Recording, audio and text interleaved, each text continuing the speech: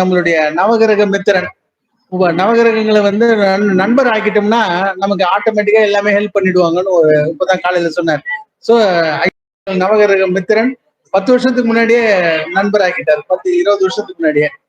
வாங்க, நம்மளுடைய சங்கம் சார்பாக ஐயா அவர்களுக்கு பொன்னாடை போட்டி வைக்கிறோம்.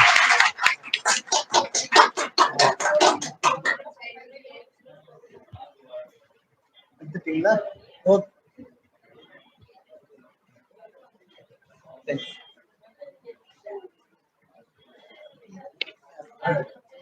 அடுத்து வெங்கட் சர்மாஜி பேச வருகிறார். வாங்க சார், வெங்கட் சர்மாஜி சார் வாங்க.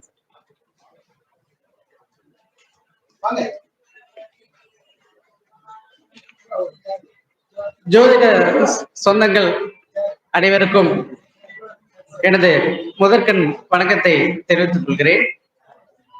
இன்றைக்கு நான் வந்து ஒரு ஜோதிட கதம்பமா தான் பேச போறேன். இன்னைக்கு நான் என்ன சொல்ல போறேன்னாக்கா, ஒரு ஜாதகத்துல குறிப்பிட்ட கிரகங்கள் வந்து வலுவா இருக்குன்னா அவங்க எந்த லக்ன ராசிக்காரங்களை வச்சு அந்த ஒரு காரியத்தை தொடங்கினாக்கா அவங்களுக்கு சக்சஸ் ஆகும் அப்படிங்கிறது தான் இன்னைக்கு நான் வந்து சொல்ல போறேன். இது லக்னம் ராசி ரெண்டுக்குமே பொருந்தும் அப்படிங்கிறத நீங்க எடுத்துங்க.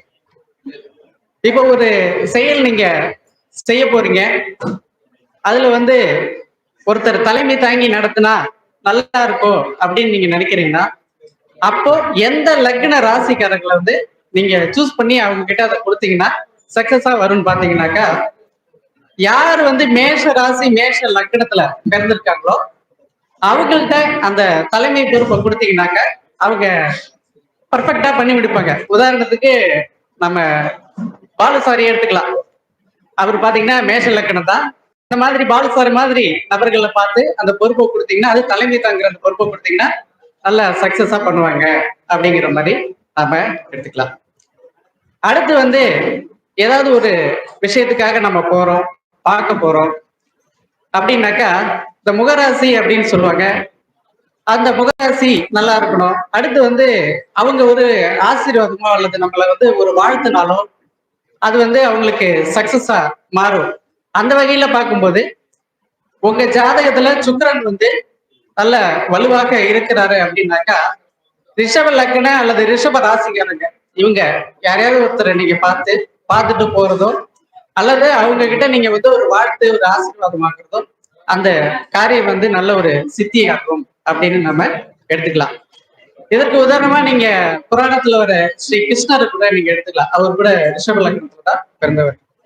அதற்கு அடுத்தாப்புல பார்த்தோம்னாக்கா, யார் ஜாதகத்துல புதன் நல்லா வலுவா இருக்குதோ அவங்க பாத்தீங்கன்னா அந்த கைராசின்னு சொல்லுவாங்க. ஒரு செயல் தொடங்குறோம், ஒரு புதுசா ஒண்ணு ஆரம்பிக்கிறோம் அப்படின்னாக்கா அவங்க கையால எடுத்து கொடுத்தா நல்லா இருக்கும் அப்படின்னு சொல்லுவாங்க. இன்னுமே வந்து கைராசிக்காரங்க அப்படின்னு சொல்றதுல நம்ம கேள்விப்பட்டிருப்போம். அப்ப இந்த புதன் வலுவா இருக்கிறவங்க ஒரு மிதுன லக்ன அல்லது மிதுன ராசிக்காரங்கள்ட்ட அவங்க கையால எடுத்து வாங்குறது, இல்ல அவங்கள்ட்ட ஒரு ஏதாவது ஒரு இதை வாங்குறது, அதாவது ஒரு பண உதவியோ பொருள் உதவியோ இதெல்லாம் வாங்கி நம்ம அந்த விஷயத்தை செஞ்சோம்னாக்கா அதுல வந்து அவங்களுக்கு ஒரு சக்சஸ் கிடைக்கும் அப்படின்னு நம்ம எடுத்துக்கலாம். அதற்கு அடுத்தாப்புல பார்த்தோம்னாக்கா, ஒரு காரியத்தை வந்து சீக்கிரமா செஞ்சு முடிக்கணும். அது எடுத்தோம்னாக்கா தொய்வு இல்லாம கடகடன்னு முடிக்கணும் அப்படின்னா, உங்க ஜாதகத்துல சந்திரன் வலுவா இருக்காரா அப்படின்னு பாருங்க. அப்படி சந்திரன் வலுவா இருக்கிறவங்க கடக லக்ன அல்லது கடக ராசிக்காரங்க இவங்க மூலமா அதை நம்ம செஞ்சோம்னாக்கா அது வந்து சீக்கிரமா சக்சஸ் ஆகும் அப்படிங்கிற மாதிரி நம்ம எடுத்துக்கலாம். அதற்கு எடுத்தாப்புல ஒரு 2 பேர் இருவருக்கு வந்து ஒரு பிரச்சனை இருக்கு, அதுக்கு வந்து ஒரு நல்ல நியாயம் கிடைக்கணும், ஒரு நல்ல தீர்வு கிடைக்கணும் அப்படின்னாக்கா, அவங்க ஜாதகத்துல சூரியன் வலுவாக இருந்துச்சுன்னா அவங்க சிம்ம லக்ன அல்லது சிம்ம ராசிக்காரங்களை வச்சு அந்த பிரச்சனையை வச்சு பேசினாங்கனாக்கா அவங்களுக்கு வந்து ஒரு நல்ல தீர்வு கிடைக்கும் அப்படின்னு நம்ம எடுத்துக்கலாம்.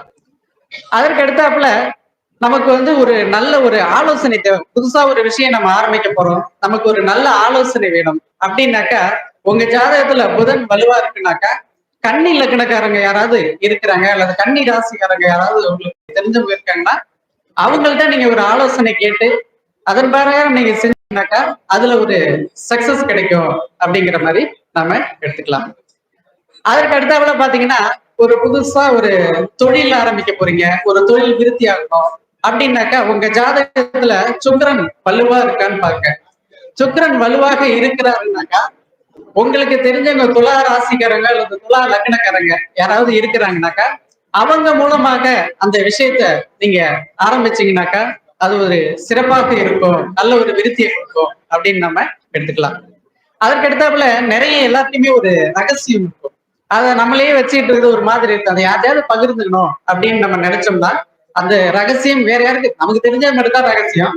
ஆனா அது வேற யாருக்கும் தெரியக்கூடாது. யாரோ ஒருத்தர், ஒரு நம்பிக்கை தகுந்த ஒருத்தர் நம்ம சொல்லி வைக்கணும் அப்படின்னாக்கா உங்க ஜாதகத்துல செவ்வாய் வலுவாக இருந்து அவங்க விருச்சிக ராசி விருச்சிக லக்னக்காரங்கள்ட்ட அந்த விஷயத்த பகிர்ந்துக்கிட்டாங்கன்னா அந்த விஷயம் மற்றவங்களுக்கும் போகாது, நமக்கும் வந்து கொஞ்சம் மனம் அந்த பாரம் குறைஞ்சது வந்து நம்ம ஃபீல் பண்ண முடியும்.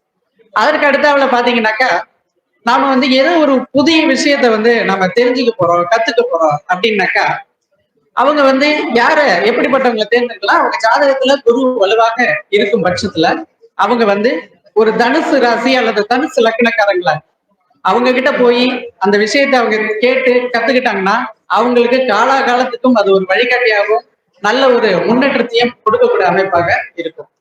அதற்கு அடுத்து ஒரு செயல் இருக்கு, அது நிதானமா ஆனா நல்ல சக்சஸ்ஃபுல்லா நடக்கணும். ஆனா அந்த விஷயம் வந்து ரொம்ப காம்ப்ளிகேட்டடா இருக்கு, ரொம்ப சிக்கலான ஒரு விஷயமா இருக்கு, இல்ல சிக்கலான வேலையா இருக்கு, அதை யாருகிட்ட கொடுத்தா அது சரியா வரும் அப்படின்னு பாத்தீங்கன்னாக்க உங்க ஜாதகத்துல சனி வலுவாக இருக்கும் பட்சத்துல ஒரு மகர லக்ன மகர ராசிக்காரர்களை தேர்ந்தெடுத்து அவங்க கிட்ட அந்த விஷயத்த நீங்க கொடுத்தீங்கன்னாக்கா அந்த சிக்கல் எல்லாம் தீர்த்து மெதுவா தான் நடக்கும், ஆனா பக்காவா நடக்கும். அந்த மாதிரி நபர்கள் வந்து மகர லக்ன மகர ராசிக்காரர்களை தேர்ந்தெடுத்து அதை செய்யணும்.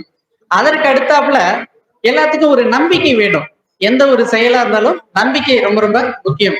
அப்ப அந்த நம்பிக்கைக்குள்ள நபர்கள் யாரு நமக்கு எப்ப கிடைப்பாங்க அப்படின்னு பாத்தீங்கன்னா உங்க ஜாதகத்துல சனி வலுவாக இருக்கும் பட்சத்துல ஒரு கும்ப லக்ன அல்லது கும்ப ராசிக்காரங்கள்ட்ட நீங்க அந்த விஷயத்த கொடுத்தீங்கன்னாக்கா அவங்க நம்பிக்கை பாத்திரமாக நம்பிக்கை துரோகம் செய்யாம அந்த விஷயத்த நமக்கு செஞ்சு கொடுப்பாங்க அப்படின்னு சொன்னா அது மிக இல்லை.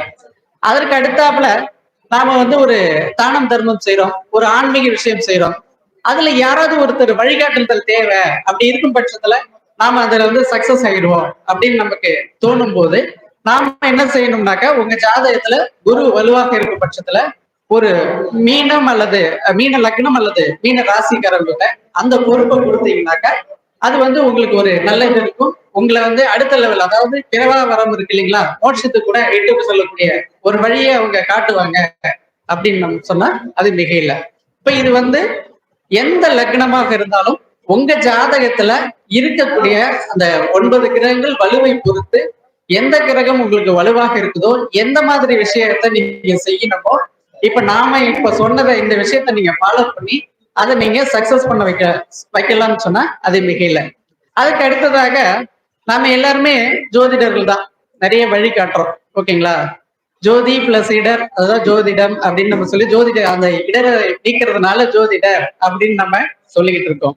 அந்த ஜோதி வெளியில எல்லாம் இல்ல, நமக்குள்ளதான் இருக்கு. ஓகேவா, அந்த ஒளி வந்து நமக்குள்ளதான் இருக்கு. நமக்குள்ள இருக்கிற அந்த ஒளியை எடுத்து வர மக்களுக்கு அவங்க இருளை போக்கணும், அதுதான் ஜோதிடரோட வேலை. ஓகேங்களா, அப்படி இருக்கும்போது இப்ப வந்து ஒரு பழமொழி சொல்லுவாங்க இல்லையா, விரலுக்கேத்த வீக்க வேணும் அப்படின்னு சொல்லுவாங்க. ஒரு குட்டி கதை மூலமா அதை நான் சொல்றேன். அது பாத்தீங்கன்னா ஒரு பெரிய ஆட்டு மந்தை இருந்துச்சு. அந்த ஆட்டு மந்தையில குட்டிங்க பெரிய பெரிய ஆடுகள்லாம் மேய்ஞ்சிட்டு இருக்குது.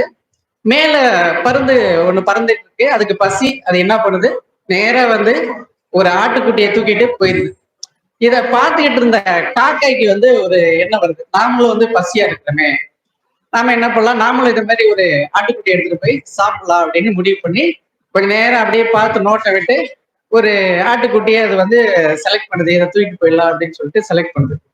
அது பாத்தீங்கன்னா வருது, அந்த ஆட்டுக்குட்டி மேல உட்காந்து அதெல்லாம் பற்ற முடியல. ஏன்னா அந்த ஆட்டுக்குட்டிக்கு முடி நிறைய இருக்குது, அதனால அதை விரல வச்சு அதனால பற்ற முடியல. இருந்தாலும் கஷ்டப்பட்டு பற்ற வைக்குது, ஆனா தூக்கிட்டு அதால பறக்க முடியல.